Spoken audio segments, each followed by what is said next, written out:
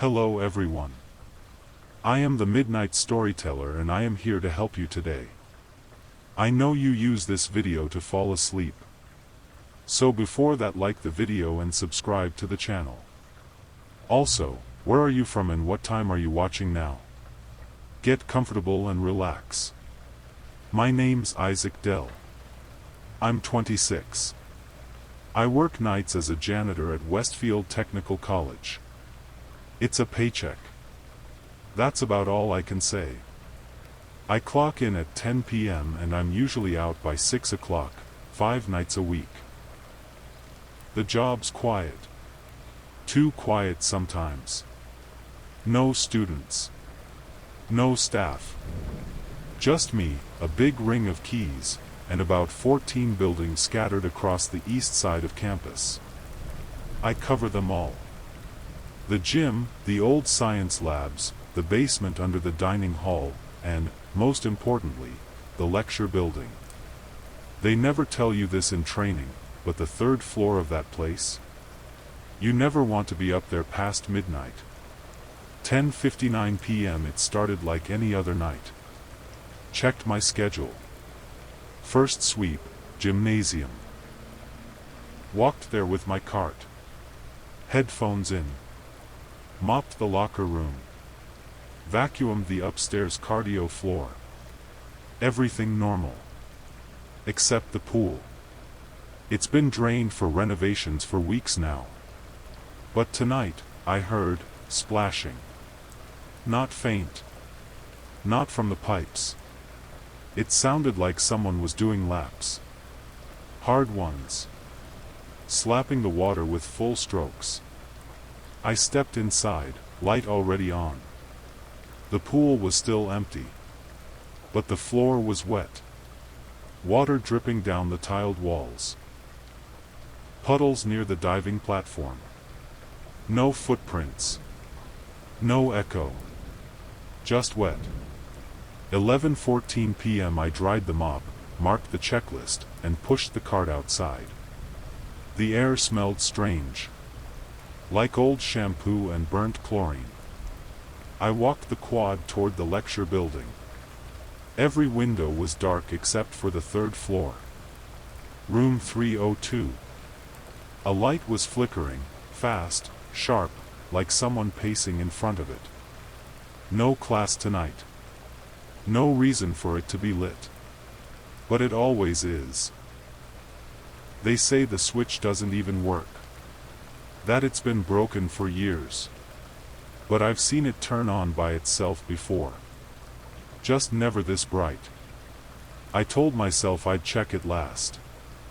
That was a mistake. I spent the next 15 minutes dragging my cart across the north walkway, telling myself I imagined it. The wet tiles in the drained pool. The flickering third floor. Even the air, it could have been anything. Vent malfunction. Old pipes. But it wasn't. By the time I got to the dining hall basement, the hairs on my arms were already standing up. I've cleaned this place more times than I can count. It always smells the same, old bread, rust, disinfectant. But tonight, the second I unlocked the door, I got hit with something different, burnt milk. I don't even know if that's a real thing, but that's what it smelled like. Sour and thick. Like heat had curdled it into the vents. I almost left right then. But the checklist said, mop back corridor. So I went in. 11:41 p.m. The corridor behind the main prep kitchen is just 20 feet long. Gray tile. One narrow strip of fluorescent light. Always buzzing. Except tonight, no buzz. The light was out. Pitch black. I turned on my flashlight and started mopping, one slow drag at a time. And that's when I noticed the footprints. Not mine. They were barefoot. Wide. Long toes. Wet prints on tile. They started from the middle of the hallway and ended at the door on the far side. But that door hasn't opened in years. It's been sealed shut since the water pipe collapsed behind it. They even bricked over part of the inside. Yet the prints were fresh, still glistening under the beam of my light. I followed them. Something in me told me not to. But I did. I put my hand on the handle. And it clicked. 11:45 p.m. the door opened. Not fully, just a few inches. Enough to let a breeze out. Except it wasn't cold. It was humid. Like the breath of something alive. And I swear, I heard breathing behind it. Not deep. Not heavy. Fast. Panicked.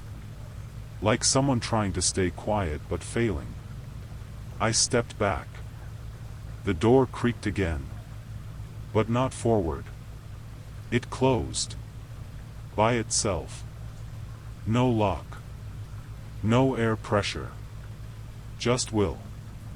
11:49 p.m. I didn't finish mopping. I marked the box anyway and left through the loading dock. The flickering light in room 302. Still on. Still moving. The quad was empty when I stepped out. Empty in the way that makes even wind sound like a lie. I walked fast. The kind of fast where your shoes slap the pavement louder than you mean for them to. The kind where you pretend you're not looking over your shoulder every 5 steps. But I was. Because I felt something behind me. Not footsteps. Just presence. A cold, constant weight pushing the space around my body tighter with every building I passed. By the time I reached the front doors of the lecture hall, my hand was already shaking on the key ring. 12:15 a.m. the lobby lights were off. No hum from the vending machines.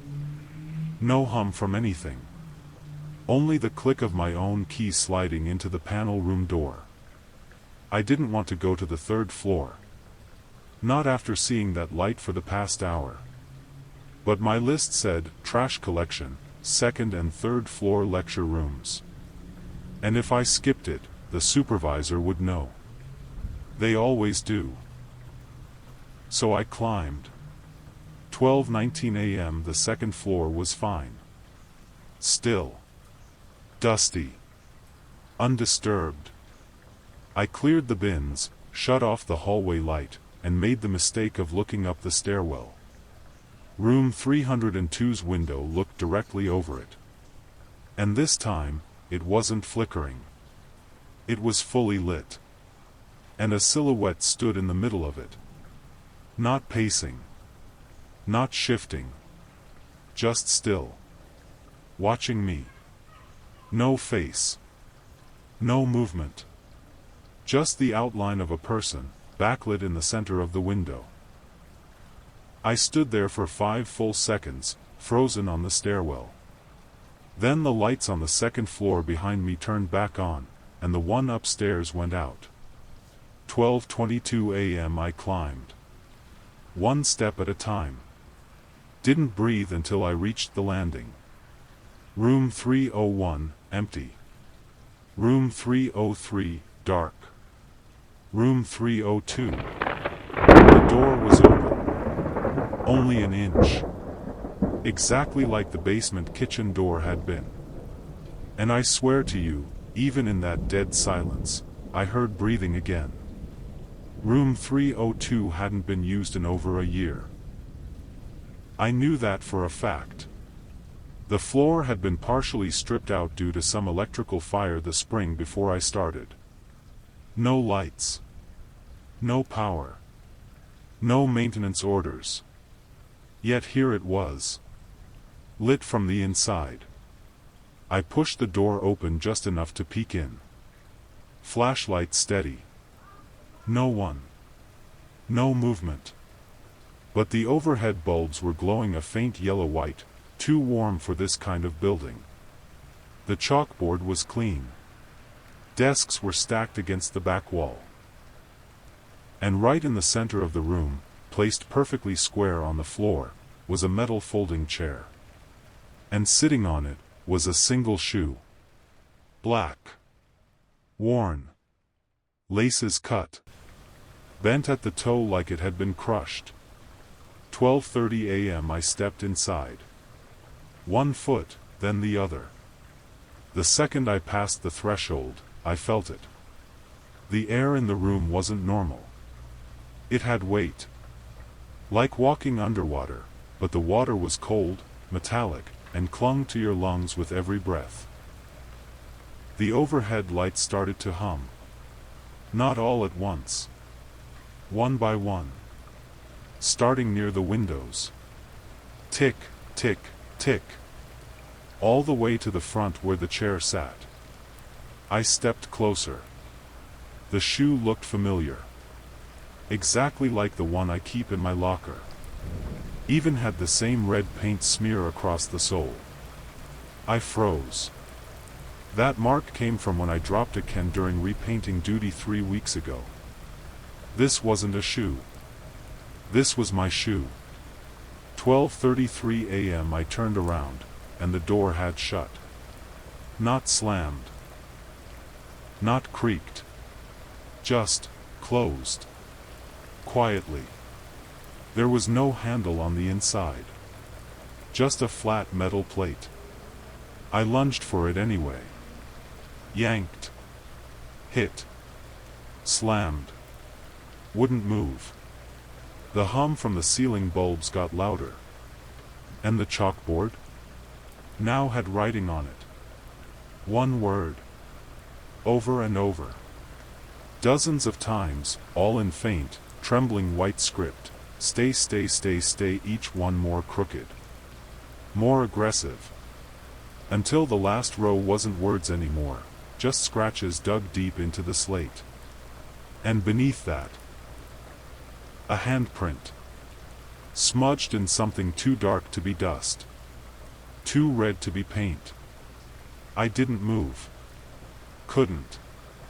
The chalkboard stared me down like an open threat.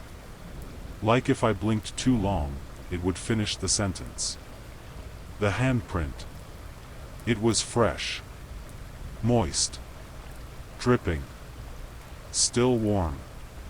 I didn't touch it, but I could feel the heat from across the room.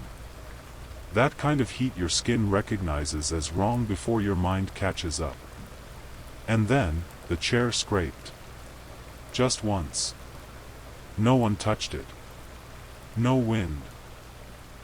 No tilt. It dragged about 2 inches toward me across the tile. I stepped back. And heard another scrape. Behind me. I turned. Every desk that had been stacked neatly against the back wall was now scattered. Chairs turned. Seats flipped. One of them was tipped toward the ceiling, pointing directly at the projector mount. But there hasn't been a projector in here since the fire. And yet now, a faint red dot shined from where the lens used to be. 12:42 a.m. The light from the ceiling bulbs dimmed. Slowly. One by one. Until the room was barely visible. I pulled out my flashlight, clicked it on. The beam cut through the dark and landed on someone standing at the front of the class. I didn't hear them walk in. Didn't see them appear. They were just there. Head bowed. Arms at their sides. Clothes soaking wet. Hair matted flat. Their feet, bare and leaving wet prints across the floor. And then they looked up. The face was mine. But older. Eyes sunken. Skin pale. Mouth slightly open, as if it had been screaming for a long, long time. And between its lips, stuffed in like a gag, was a cleaning rag. Just like the ones I keep in my cart. 12:44 a.m. I didn't stay. I sprinted to the door. Slammed my shoulder into it once. Twice. A third time, it gave way. The hallway was dark. But I didn't stop. I didn't look back. Didn't mark the checklist. Didn't lock the doors. I just ran. Out of the building. Across the quad. Back to the janitor's shed behind the library. Where I locked the door. And sat. And waited. Until my shift ended. I never went back to room 302. But the next night, when I came in, my cart was already placed outside the building. And my other shoe was waiting on the top tray. Dry. Polished. And still warm. I didn't sleep after that shift. I didn't even go home. I drove to the gas station off Highway 12 and sat in the car, staring into my coffee until sunrise. I didn't tell anyone. What would I say? Hey, there's a version of me locked in a burned-out classroom, gagged with my own supplies? No one would believe it. But I know what I saw. And the worst part? The next night, I still showed up. 10:03 p.m., following night the cart was already out. Waiting by the front door of the lecture building. No one else has keys but me. Yet the bins were fresh. Mop was rinsed. Gloves already used. Someone had started my shift. Or I had. 10:11 p.m. I skipped the gym. Skipped the kitchen. Went straight to the lecture hall. The front doors were unlocked. The elevator, which has been broken for months, was working. It opened as soon as I approached. Inside was a single sticky note stuck to the mirror, "Keep moving." That handwriting. It was mine. But Messier. Like I wrote it while scared. While rushing. Or while trying not to drop something wet. 10:15 p.m. I pressed 3. The elevator shuddered and began rising. And then, the music started. It wasn't hold music. Not classical. Not smooth jazz. It was a recording. Me. Reading off my cleaning checklist. Item by item. Word for word. Right down to the nervous laugh I always make when I forget the fourth task. That laugh echoed around the steel walls. By the time I reached the third floor, I could barely breathe. The doors opened. Room 302 was wide open. The light was already on. 10:18 p.m. I stepped inside. This time, the desk arrangement was different. Laid out like an audience. All chairs facing one direction, toward the center of the room. Where a single object sat. Not the shoe. Not the rag. It was a mirror. Full length. Cracked corner. Facing directly toward the chalkboard. And scribbled across the glass, from inside the crack, was another message: "Don't let them copy you." The mirror sat on the floor, angled just right. Like someone wanted it to see the board. Or maybe, reflect me to it. I approached slowly. The glass was filthy except where the words had been wiped clear: "Don't let them copy you." I crouched down, checked the frame. Nothing odd. No wires. No backing. But when I looked into the reflection, the room was different. I mean that literally. The desks weren't where I left them. There were more. They filled the whole room. Wall to wall. And they weren't empty. Each desk had someone sitting in it. Head down. Hands folded. All wearing janitor uniforms. All barefoot. And the one in the first row was me. Except his eyes were gone. 2 black sockets dripping something into his palms. He looked up in the reflection, and smiled. 10:25 p.m. I fell backward. Knocked over the mirror. It didn't break. just rolled and stopped by the desk in the front corner. The lights above me flickered again. That same stuttering pulse like in the basement corridor. But now, it wasn't one room pulsing. The whole floor did. Flicker. Hum. Flicker. Hum. Like the building itself was struggling to stay real. I got up, left the mirror. Moved to the chalkboard. The handprint was still there. Only this time. There was another one next to it. Smaller. Pressed beside the first like someone held hands with the original. And underneath that, it's watching from the basement. 10:28 p.m. I left the room. Didn't run. Didn't dare turn my back on the mirror. I stepped into the hallway, hit the elevator button, nothing. Light still pulsing. Silence echoing like breath down a long pipe. I turned for the stairs, when I heard it. A single, heavy footstep behind me in room 302. Not rushed. Not dragging. Deliberate. Then another. Then. Nothing. I didn't look back. I went down the stairs, skipping 2 at a time.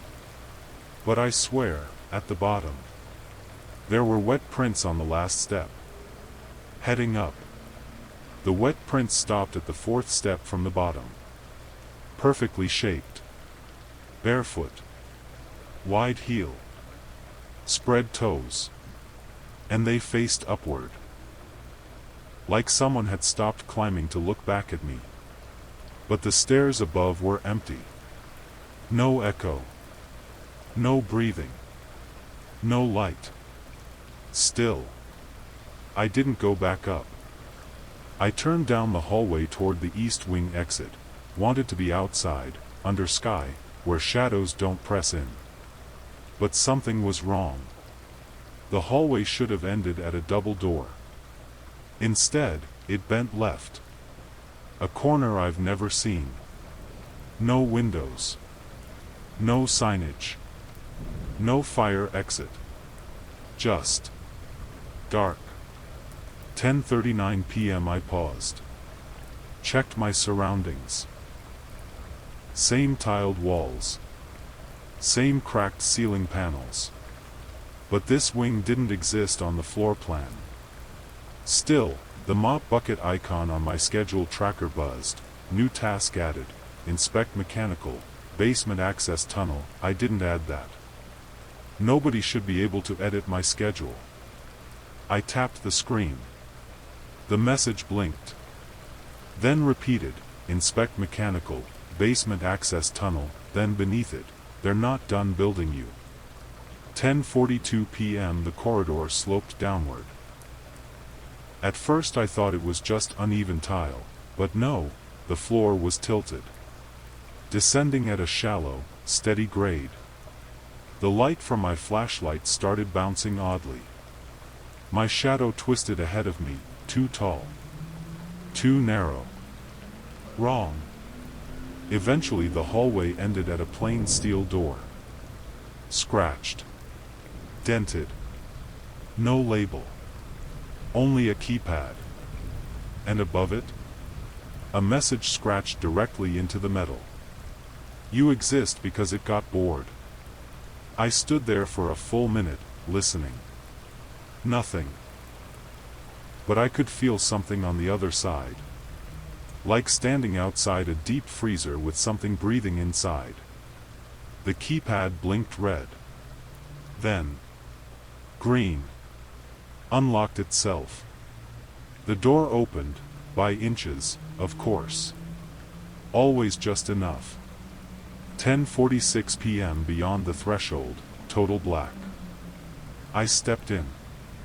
The door shut behind me. Click. And I heard the voice again.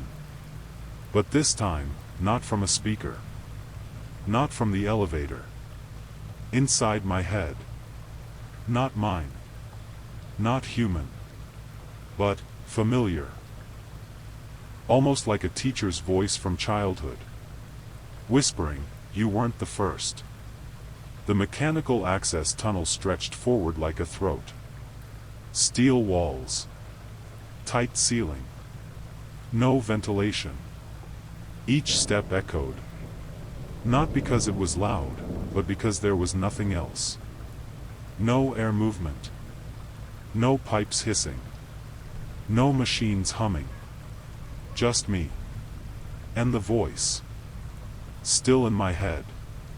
Repeating now, "You weren't the first. You weren't the first. You weren't." I pressed my palms against my ears. It didn't stop. It was like it lived beneath my thoughts. Like it had always been there, just waiting for the tunnel to amplify it. 10:53 p.m. About 20 yards in, I found the first door. Steel, again. Small glass pane at eye level. Fogged over from the inside. A tiny brass label sat bolted under it. Unit number 2, incomplete. I wiped the glass. Inside the room was a chair. Bolted to the floor. Belts hanging from the arms. Foot restraints. And someone in it. A man. Eyes open. Mouth stitched shut. Skin like wax, gray, cracking. But breathing. Barely. Slow rise. Slow fall. I knocked on the glass. No reaction. But the monitor next to him blinked. Green text across a black screen. Last sync failed. Cycle aborted. Waiting for next template. I took a step back. And saw the mirror across the wall from his face. He was looking directly into it. Just like I had. 10:57 p.m. I kept walking. Past unit number 3, empty chair. Restraints loose. Mirror shattered. Past unit number 4, flooded floor. Lights shorted. A smear of bare footprints dragged to the wall and disappeared through it. And then I came to the last door. Unit number 5. There was no label. No handle. Just a biometric scanner and an old sticky note stuck above it. Torn. Stained. It read, "Let the reflection open it." And the wall next to it held a mirror. Cracked. Tilted. I didn't look. Not yet. But the scanner blinked blue. Waiting. 11 p.m. I turned. Faced the mirror. My reflection looked back. But something in its eyes was tired. Almost begging. And behind it, just barely visible in the warped glass, was another figure. Wet. Gray. Wearing a janitor uniform. But its chest, opened. Stitched wide like a dissected animal. Inside, tucked in the cavity, were dozens of cleaning rags. Stuffed tight. Still wet. Still dripping. I stared at the mirror for a long time. I didn't move. Didn't blink. And neither did my reflection. It just watched. Expressionless. Like it was waiting for me to realize something. And slowly. I did. The eyes. The slight sag at the corners of the mouth. The tilt of the head. This reflection wasn't me now. It was me from earlier, first shift. Before the pool. Before room 302. Before I ever stepped into this hallway. Like the mirror remembered me better than I did. 11. 4 p.m. The biometric scanner lit green. Access granted. The door hissed open. Inside, a room the size of a walk-in freezer. White walls. Drain in the center of the floor. No lights.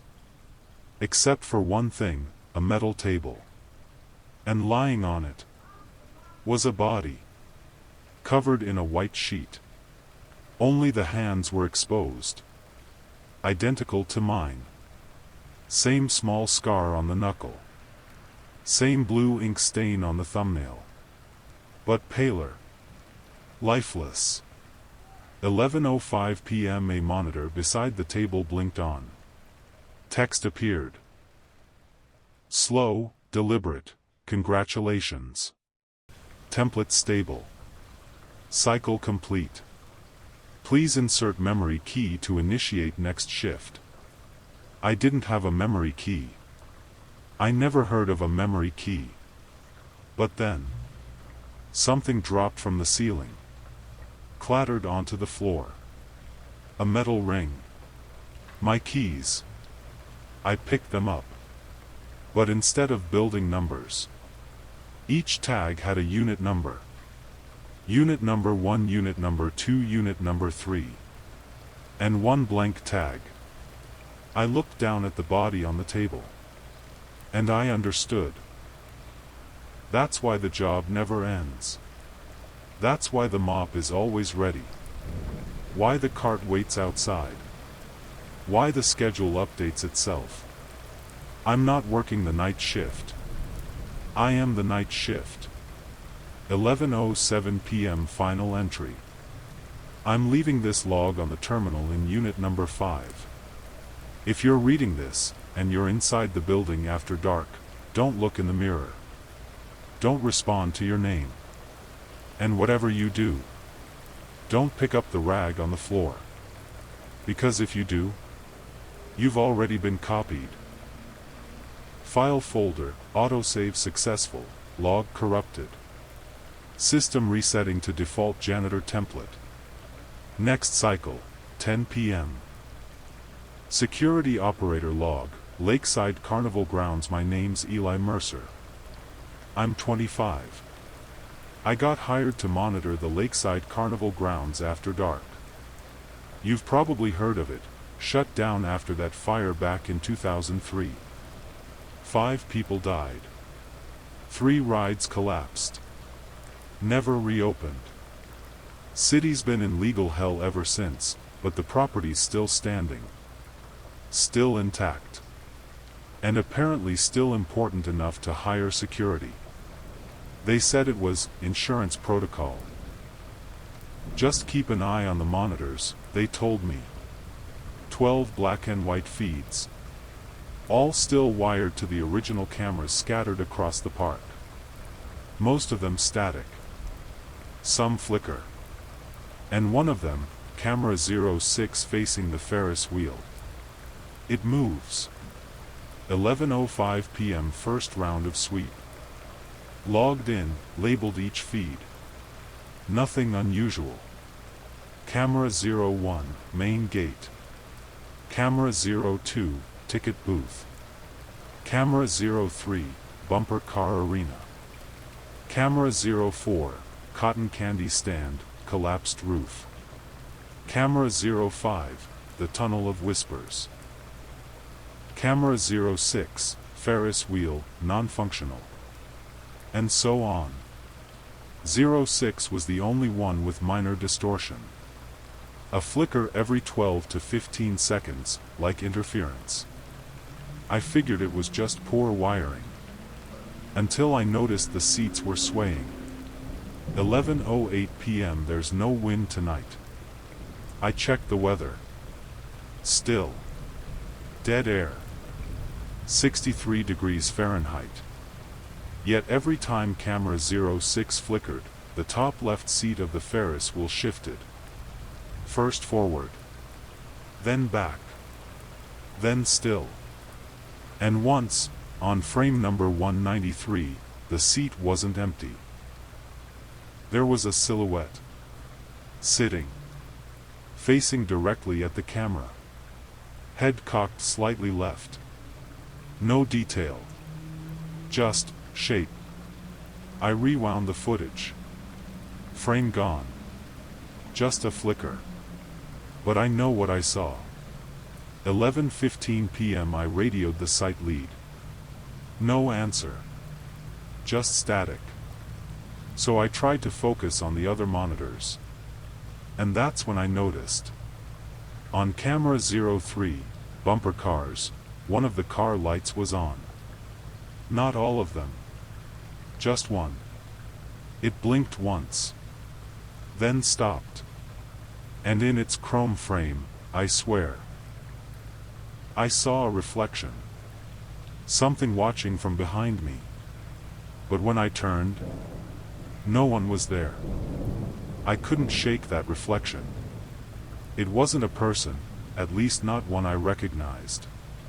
The shape behind me in the bumper car's chrome, it was too tall. Too still.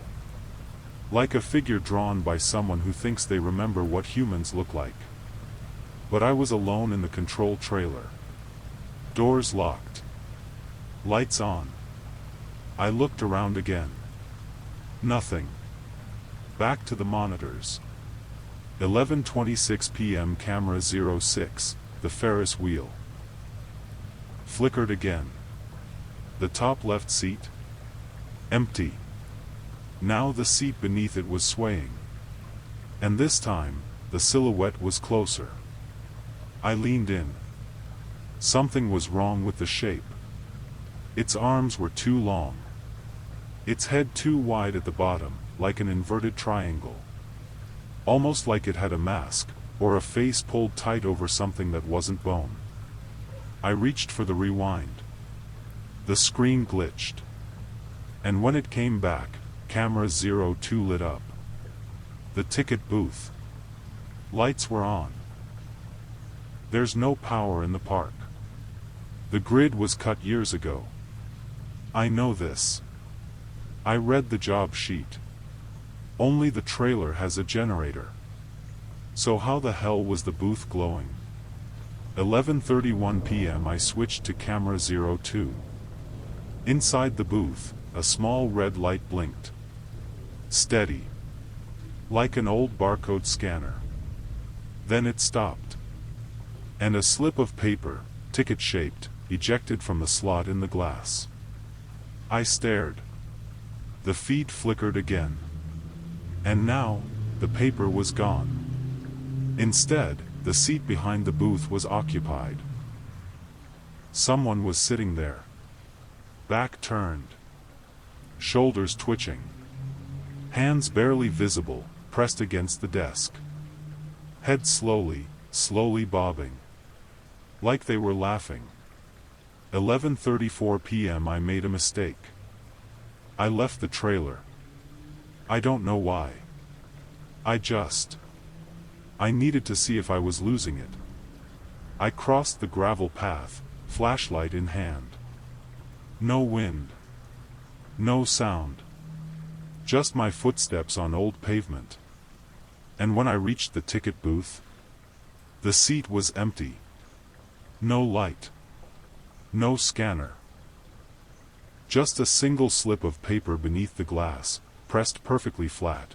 Admission tickets admit 1, Mercer, Eli. 11:45 p.m., that's my name. That's today's date. And I didn't write that. I ran back to the trailer. Ticket still in hand. It felt warm. Like it had just been printed. But there's no printer in that booth. Nothing should have been active. I locked the trailer door behind me and checked the monitors. Every feed glitched. Noisy static. Fuzzy silhouettes. Except for one, camera 09. Carousel. The music had started. Not a recording. Not coming from the trailer speakers. Real. Distant. Playing from inside the park. That slow, broken melody from a carousel long dead. Each note twisted. Warped. Like it had been underwater for years. And then, 11:45 p.m. camera 06 snapped back online. Ferris wheel again. Seat number 4 was moving. Slowly rotating. And in it, me. Not someone who looked like me. Me. Same jacket. Same posture. Same flashlight in my lap. Only difference? The face. Eyes were wide open. Mouth pulled in a sharp, unnatural grin. Like a smile etched into skin that forgot how to move.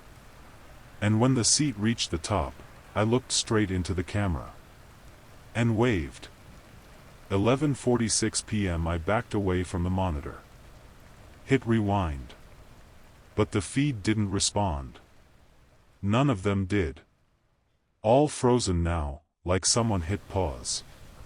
And on every screen, that same version of me. Sitting. Standing.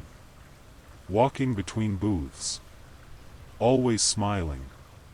Always watching the lens. Until finally, every screen blinked black. Then lit up with a single sentence, "You've entered." Next showtime, 12 a.m., security feed disconnected. Timer counting down in top corner, 13 minutes and 46 seconds and below it. Seat reserved. Remain where you are. The timer kept counting down. 00:13:46. 00:13:45. 00:13:44. But I couldn't just sit there. Something had changed. The trailer didn't feel sealed anymore. The air was cooler, moving, like it was being pulled from under the floorboards. I stood up. Grabbed the flashlight. Opened the bottom drawer of the desk. Nothing. Just a manual, faded notes from some guard named T. Ruckner. He'd worked here in 2005. That's 2 years after the park was shut down. But there were shift logs, photos, even a food receipt.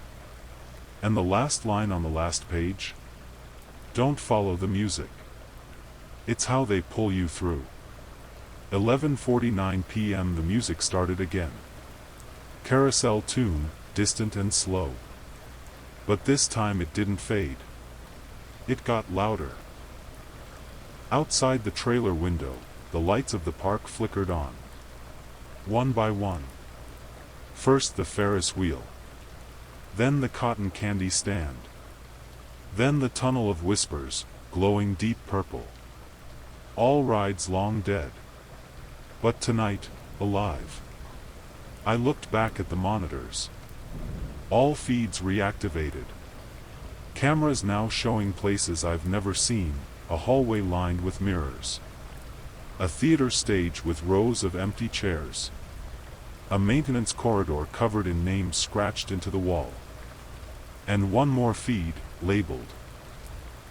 Backlot, Staff Lounge, 11:51 p.m. I clicked it. What I saw made me stop breathing. There were people inside. 5 or 6. All in security uniforms. All seated perfectly still.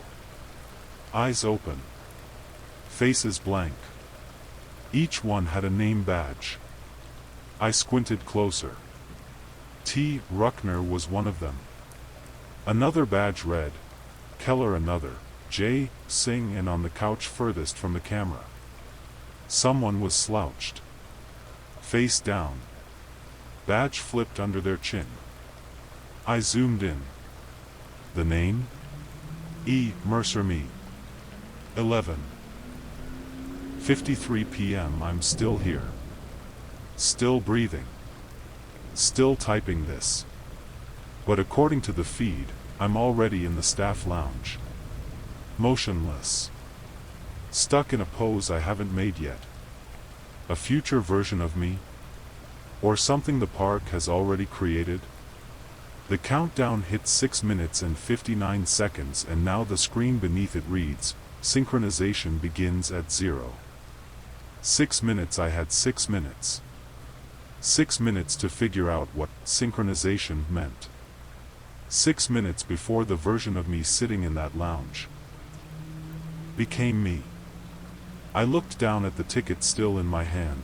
Admission tickets, admit 1, Mercer, Eli, 11:45 p.m. It was warm again.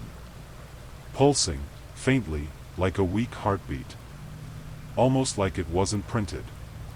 More like it was growing. The paper's edges were damp now. Soft. Breathing. I dropped it. And it crawled. Just an inch. But it crawled. 11:55 p.m. The trailer lights flickered. And when they came back, the door was open. Not swinging. Just wide open, like it had always been. Beyond it, the park had changed. Lights no longer flickered. They glowed. Warm, steady, colorful, like the grand opening of a place that never should have lived. The carousel was spinning. Slow. Every horse frozen in the same twisted motion. Each one had something riding it. Not people. Not mannequins. Shadows in the shape of smiles. 11:57 p.m. I ran. Down the gravel path. Past the funhouse, its mirrors all shattered, except one. It showed me running, but from behind myself. I kept going. The music got louder. Until I turned the final corner and saw the carousel in full. And there I was. Seat number 9. Same jacket. Same face. Only it wasn't moving. He just sat there. Watching. Waiting. And when our eyes met, he grinned. 11:59 p.m. I heard footsteps behind me. Heavy. In rhythm with the carousel's turn. I didn't look. Didn't have to. I felt it. Every ride was on now. Every speaker played the same warped lullaby. And the voice, my voice, started playing over the loudspeakers. Welcome, Eli. The park thanks you for completing your cycle. Please take your seat. Showtime begins in 1:12 a.m. Everything stopped. Every light. Every sound. Every breath. And then I opened my eyes, already sitting in seat number 9. Looking down at the carousel operator's booth. The monitors. The trailer. Me. Still standing outside the ride. Still staring up at myself.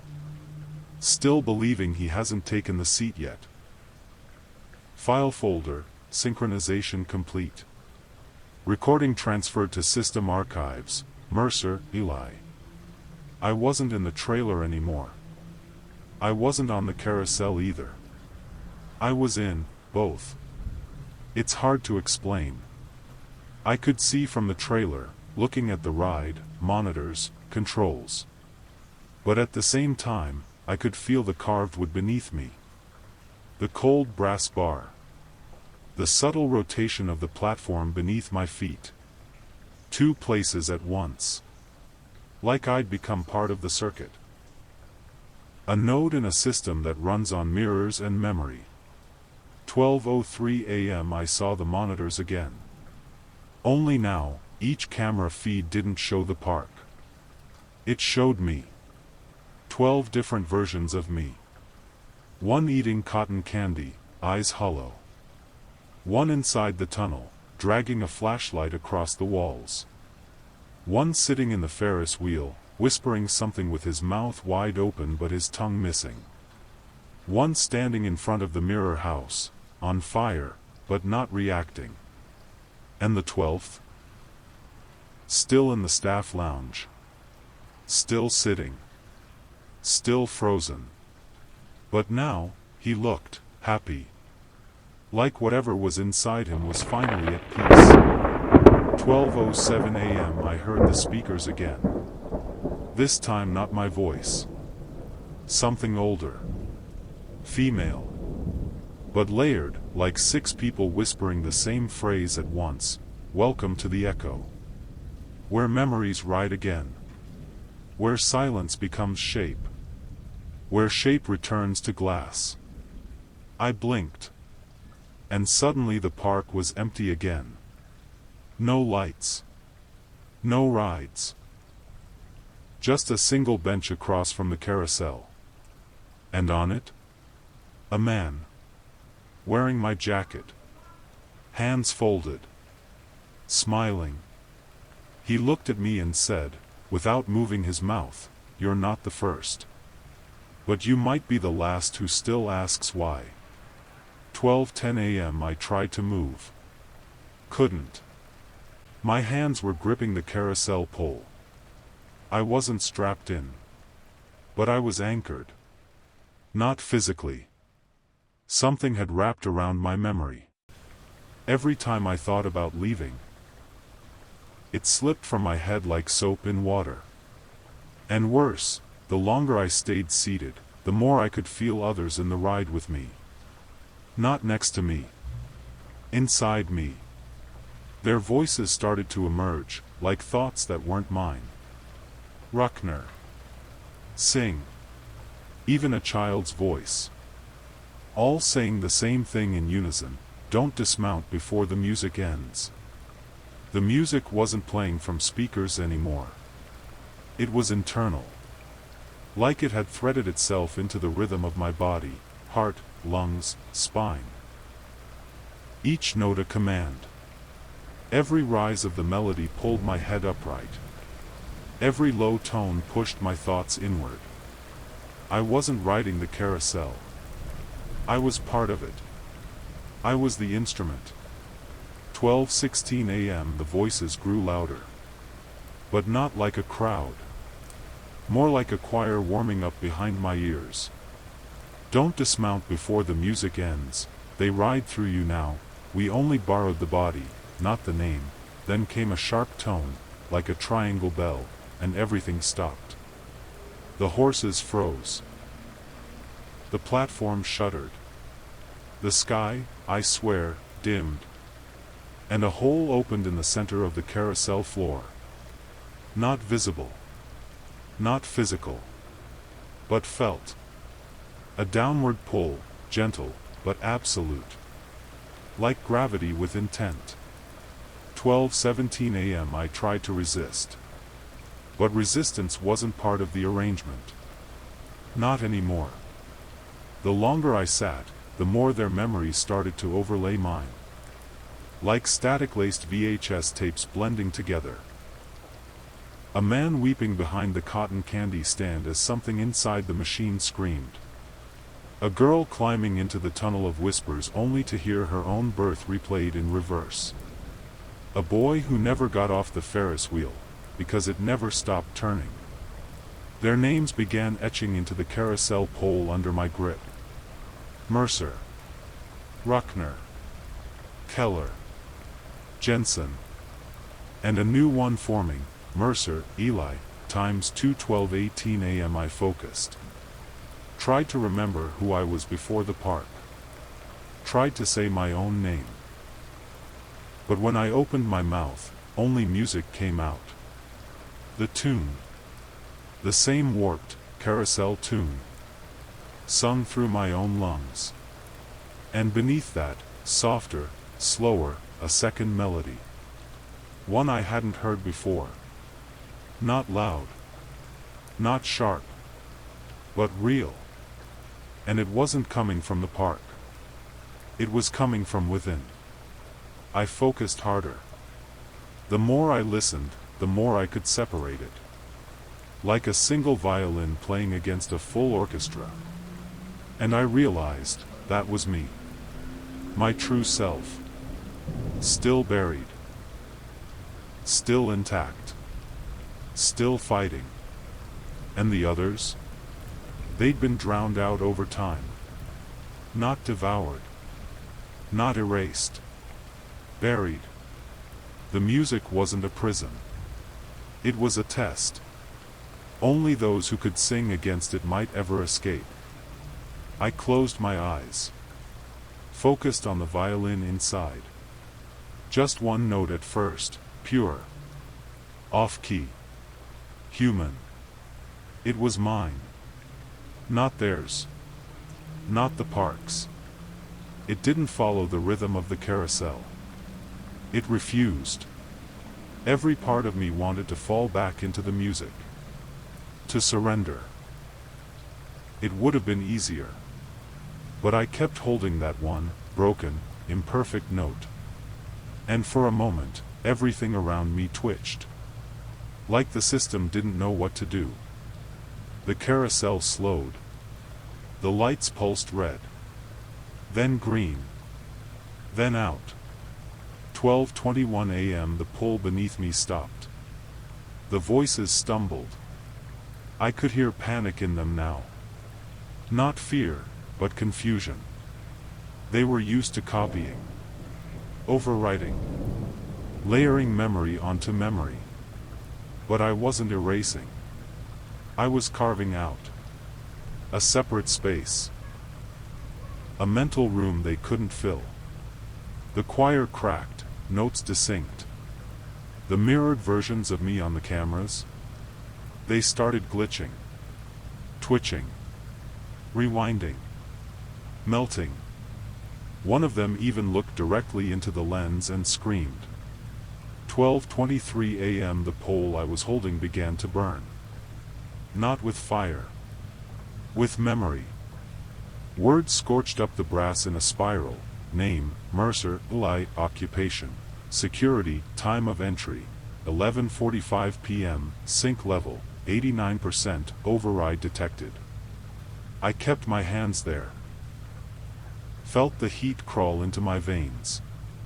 But I didn't let go. And that's when I saw it, a break. Just ahead. The carousel's rotation had exposed a mirror I hadn't seen before, tall, thin, slightly cracked at the top. And in it, I wasn't seated. I was standing. Free. Eyes alive. 12:25 a.m. I leapt. The carousel lurched beneath me. The wood creaked. Voices roared. The music spiked into a shriek of strings and metal and wind. But I dove forward, arms out, straight through the mirror. Everything stopped. No music. No color. No sound. I landed in the middle of the empty ticket booth. Light overhead flickering. Monitor in front of me showing one feed, camera 13, offline. On the desk, one photo. Of me. Holding my badge. Smiling. And behind me, a dozen figures. Faint. Shadowed. Watching. But not with malice. With hope. File folder, new operator recognized, Mercer, Eli. Status, awake. System override complete. Echo node number 13 closed. The booth was quiet. Dead quiet. But not empty. There was a presence here. Not like before, no voices, no pressure. Just awareness.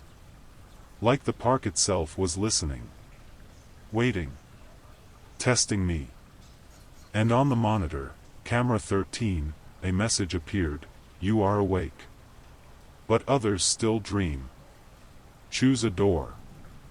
Then the screen split into 4 grainy feeds, carousel horse carousel, node 01 Ferris wheel, node 06 mirror hall, node 10 performing arts theater stage, node 12 each showed one person. Frozen. Eyes open. Breathing. But not here. Stuck in that same in-between I just escaped. And I recognized them. Names from old logbooks. One of them even wore the same badge design I had. 12:34 a.m. My hands moved before I thought. Clicked on the mirror hall. Screen went full frame.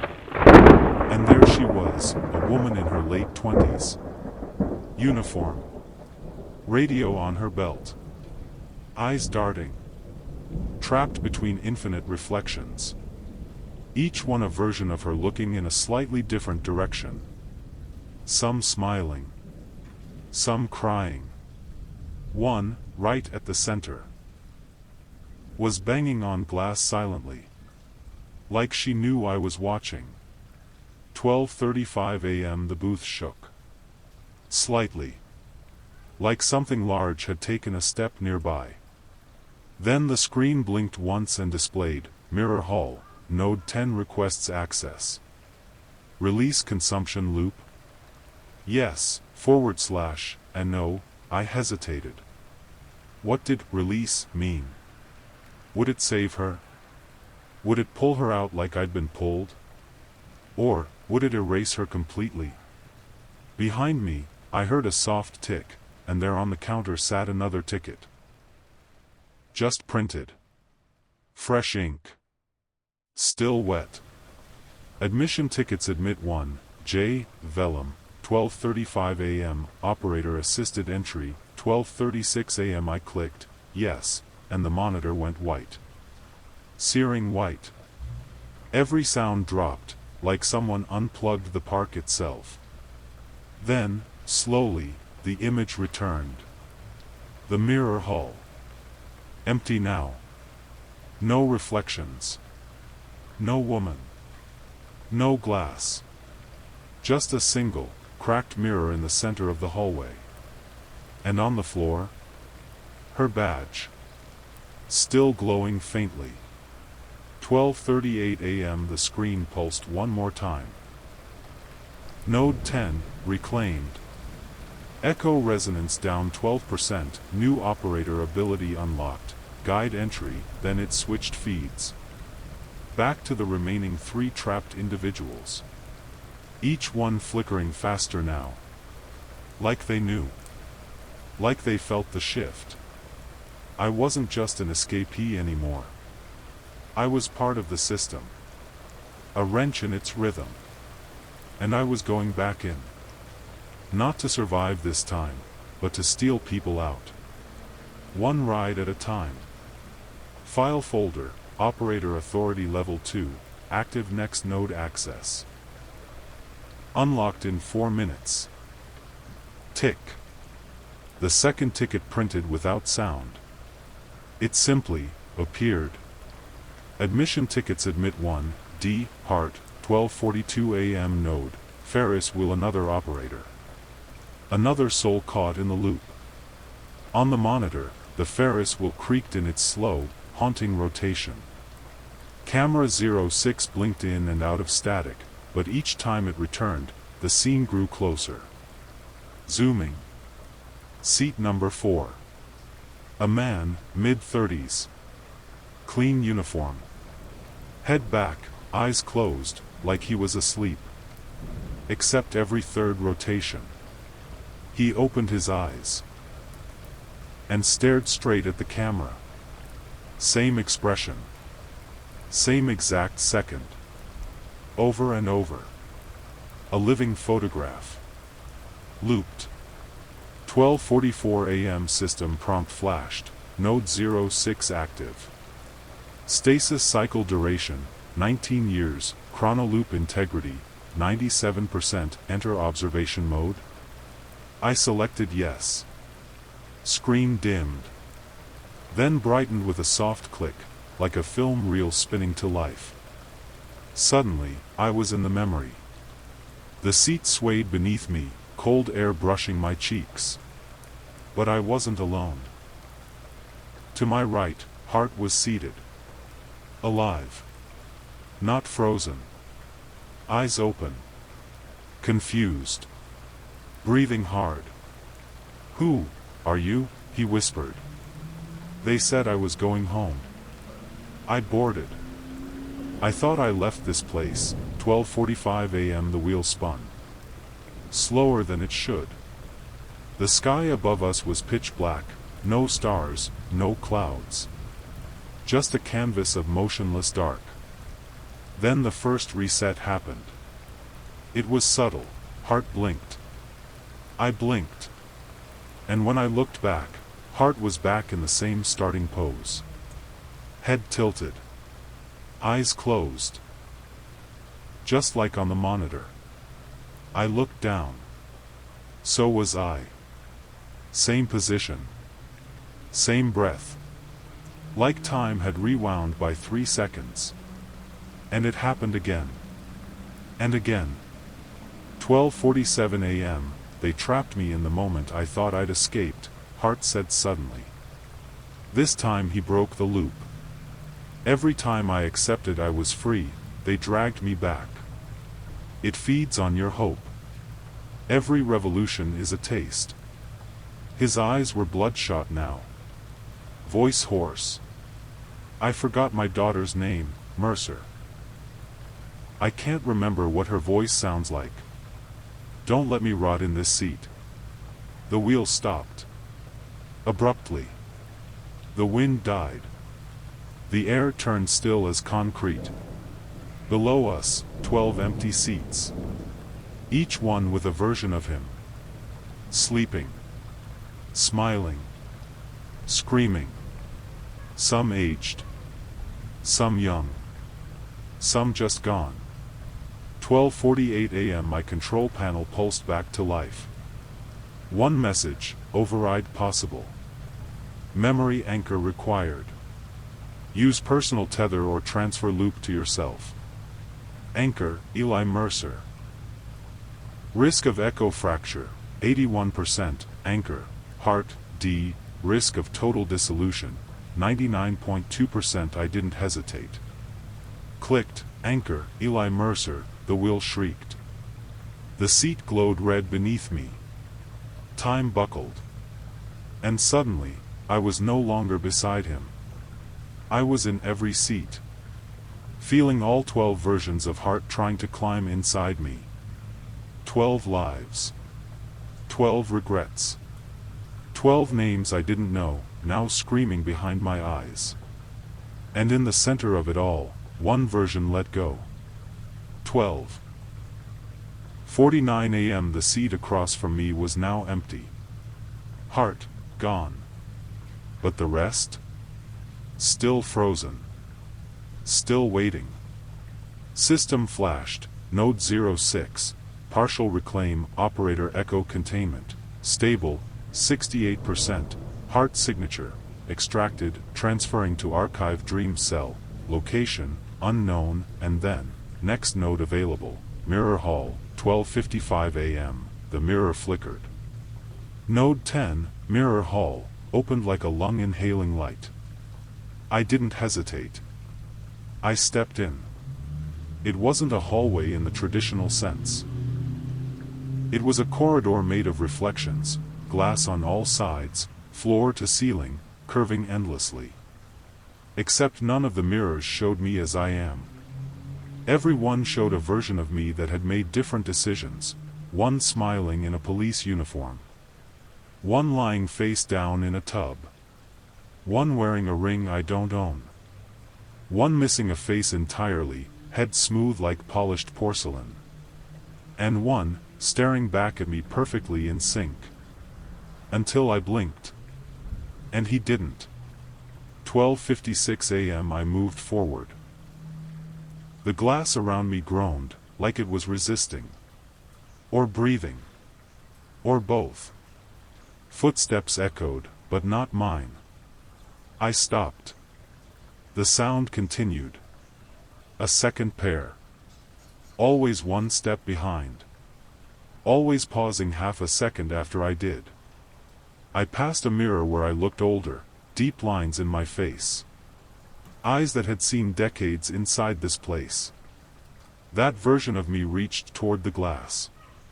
And it cracked. Not the mirror, mine. A fracture split through my reflection in every pane ahead of me. Like something had tagged me now. Like I'd been marked. And that's when the system voice whispered, Node 10 defense mechanism, active. Echo identity stabilization, 43%, threat level, self. 12:58 a.m. The hallway bent left. Then right. Then doubled back, and I was staring at the trailer again. But not really. It was a reflection of the night I first walked in. Except I wasn't in the chair. Another me was. Typing this log. Looking afraid. And behind him was me, standing, watching. I reached for the glass, wanted to pull myself out. But my hand hit it hard. And this time, the mirror sucked me in. Suddenly, I was in the chair. Not in the hallway. Inside the version. And I couldn't remember if this was before or after I entered the park. Had I already been here? Was I always here? I blinked. There was a mirror in front of me now. And 12 other versions of me watching from behind the glass. Every one mouthing the same thing silently. Give up the frame. We'll carry it now. You're too heavy to remain one. 12:59 a.m. I screamed. Not aloud. Inward. Tried to hold on to the real version of myself. But the glass behind the monitor reflected something else. My face was changing. My features blurring. Like I was being divided, duplicated. I wasn't Eli anymore. I was every possibility trying to occupy one mind. And I was losing. Fast. Then, through the static of the mirror's glass, I saw her again. J. Vellum. The woman I helped escape earlier. She stood on the other side of the mirror. Hand on the surface. Eyes locked to mine. She mouthed, "Hold your name." 1 a.m. Everything shattered. Glass. Sound. Time. And I was standing in the middle of a mirrorless hallway. Alone. Breathing hard. Hands bleeding. And in my palm, a single shard of glass. Etched with the words, Mercer, ELI //operator // still whole, file folder, node 10 cleared, echo collapse prevented operator identity integrity, 91%. File folder, new access, internal map, partial memory recovery pathways. I stood at the edge of the map. It wasn't paper. It was light, etched across the floor in flickers and trails. A nervous system of the park. It pulsed with every soul still trapped. Each node, each ride, still humming with borrowed lives. But my signal? It burned clear. I was no longer a subject. I was an interference. I was no longer one of the voices in the system.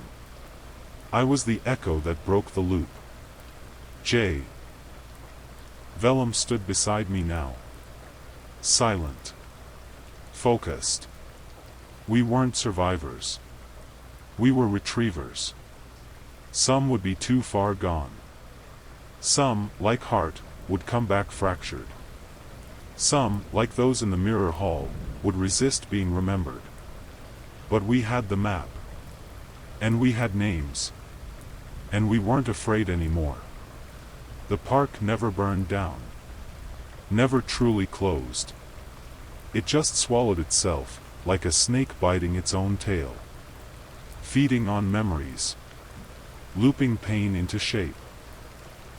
And hiding in plain sight behind nostalgic lights. Now we enter the nodes by choice. We take shifts. We go in pairs. And we leave the entrance open behind us. Just in case. One more voice still wants to come home. File folder, Project Echo Rescue, Phase I complete, File folder, Operator Mercer, Status, Active, File folder, Cycle ends, 1:11 a.m.